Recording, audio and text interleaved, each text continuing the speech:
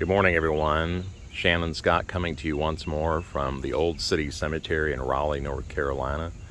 Raleigh's first public cemetery, founded 1798. And as some of you watchers may have heard me mention, the iron fence that wraps around of 1840 or late 1830s used to wrap around the state capitol grounds a few blocks from us here, just to keep cattle off of the capitol grounds. But in the late 19th century, they repurposed the fence, wrapping it around the cemetery. What a lovely craft or work of art here, and also great repurposing.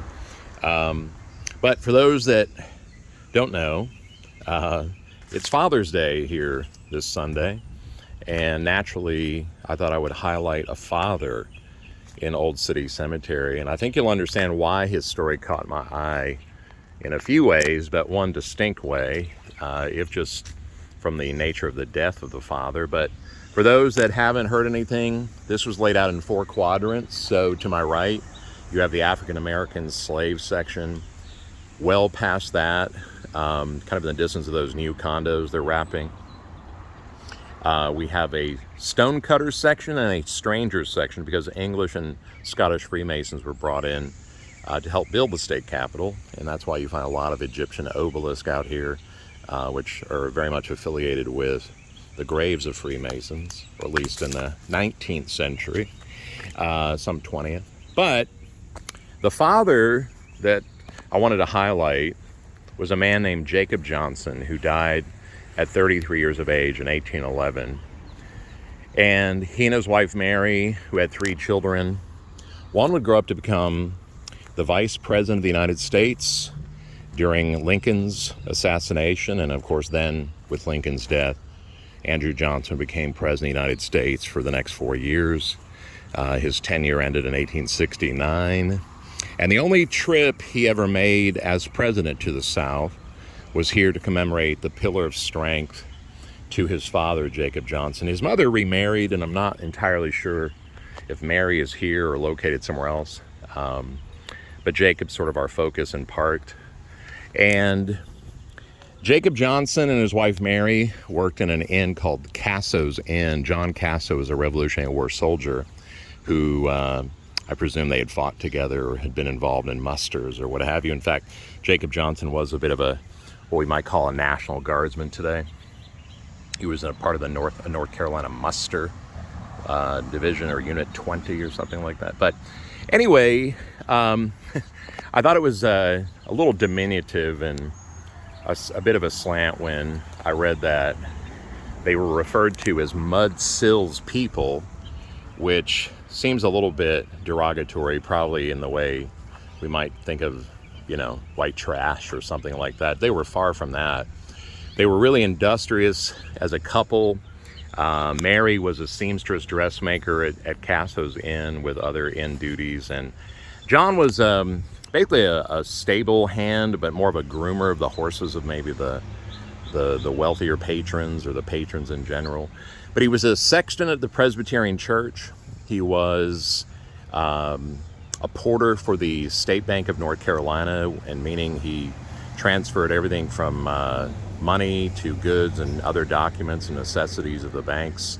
I'm sure there was more to that job than I realized, but and on top of that, he was the official bell ringer for the city of Raleigh. And so anytime there was a funeral in this very cemetery, it was his job to ring that bell, and probably for other ceremonial things like weddings. I'm sure he, picked up a bell gig every now and again. So all that was wonderful. But his father, or Jacob Johnson, Andrew Johnson's father, died a hero in 1811 in a wintry day at Walnut Creek. I'm not sure how far that is from the cemetery, but there were 3 men fishing, one of which was a young newspaper editor for the Raleigh, North Carolina paper. I think it was Callum or Cullum. And then there was William Peace of Peace University later. And then another fellow who was probably a comrade in arms from the Revolutionary War days. His name kind of eludes me, Johnson or something like that, but he'd been an officer, I believe. Anyway, the boat capsized.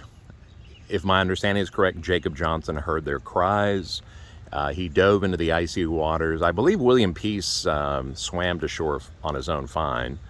And then Johnson rescued the other two from near drowning. He was clearly celebrated as a hero, but it was to his own peril because he contracted like walking pneumonia. And not long after, I want to say within 3 weeks of the incident, so this may be in early 1812, please forgive me, but he was ringing a funeral bell for someone in the cemetery, and I would love to know who that might have been. Or maybe it was another cemetery, I'm not sure, but this was the city cemetery at the time. And while ringing the funeral bell, while honoring someone else's sorrows and mourning and maybe life celebration, he collapsed, probably in a heart attack. And that was the end of Jacob Johnson.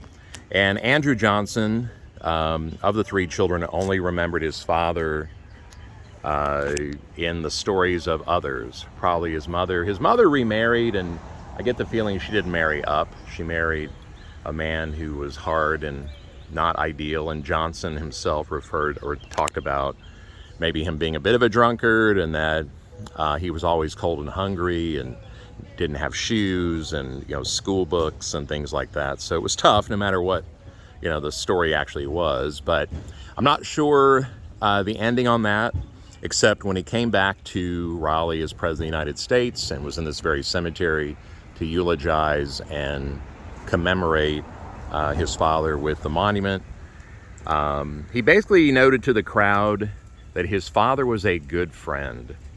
And I thought that's a wonderful summation of dads everywhere in the ideal sense or the basic sense, however you want to kind of extrapolate that. But and I think that's the thing, dads out there, that's just one word for the umbrella of everything that dads are, as brothers and mentors and uncles and nephews, and the industrious, hardworking dad, and the community defender, and the defender of his family. It sounds like Jacob Johnson was all that and more.